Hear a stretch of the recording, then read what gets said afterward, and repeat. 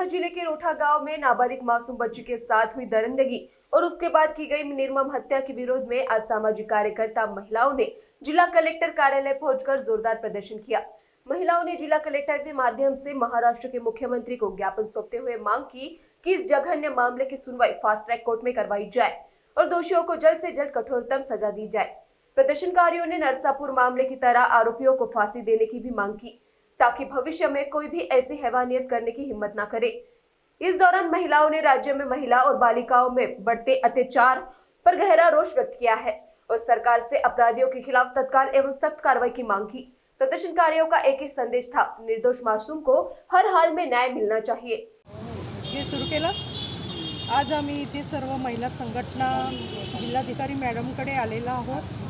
रोठ्याला जी घटना घडली अतिशय निंदनीय असा तो प्रकार होता आणि अशा घटना वारंवार आपल्या देशभरात सगळीकडे घडत आहे आणि या घटनेमुळे आज आमचं मानवी मन हे विचलित झालेलं आहे। अतिशय क्रूरतेने त्या मुलीचा निर्गुण असा हत्या करण्यात आलेली आहे आणि या हत्येचा निषेध म्हणून आज आम्ही सर्व सामाजिक संघटना इथे निवेदन द्यायला आलेलो आहोत। तसेच आरोपी हा मोकाट तर सुटलाच नाही पाहिजे, परंतु त्याला जन्मठेपसुद्धा नको, त्याला फाशीची सजा ही झाली पाहिजे आणि ते सुद्धा त्वरित त्याचा निर्णय लागला पाहिजे असे आमची महिला संघटनेची मागणी आहे आणि आमचं म्हणणं कलेक्टर मॅडमनी ऐकून घेतलं आणि त्यावर निश्चितच अंमलबजावणी करणार असं त्यांनी आम्हाला सांगितलेलं आहे। याबद्दल आम्ही त्यांचे आभार मानते आणि पुढे सुद्धा अशा या घटना घडू नये यासाठी शासनाने कठोरात कठोर असे पावलं उचलायला पाहिजे। जागोजागी पोलीस चौकी लावलेली पाहिजे। जे गावं छोटे गाव आहे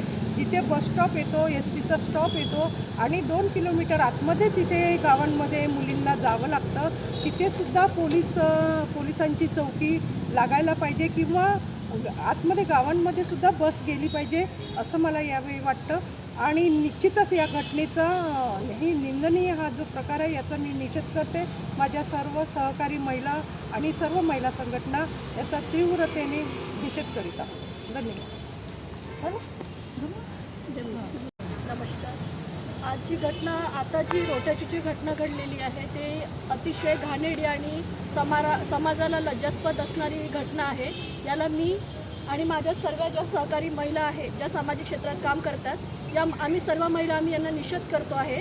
वर्धा जिल्हा हा आमचा एकदम शांततेचा जिल्हा होता। आजपर्यंत अशा घटना कधीही घडलेल्या नाही आहे आणि एक मानवतेला एक शर्मनाक करणारी जी घटना घडलेली आहे पुढे या घटना घडू नये यासाठी आम्ही सर्व महिला एकत्रित येऊन आम्ही कलेक्टर मॅडमला भेटलेलो आहोत। आता त्यामध्ये आमची एवढीच मागणी आहे का जी घटना घडलेली आहे तो दोषी जो सापडलेला आहे त्यांनी ते मान्य पण केलेलं आहे की त्यांनी गुन्हा केलेला आहे, तर याच्यामध्ये त्यांनी जो काही गुन्हा केलेला आहे त्याच्यामध्ये लवकरात लवकर ते केस न्याय लागावी आणि दोषीलाही कठोरात कठोर कारवाई करून त्याला फाशीची शिक्षा व्हावी एवढीच आमची सर्वांची मागणी आहे। महान्यूज 7 के लिए वर्धा से सतीश काड़ी की रिपोर्ट।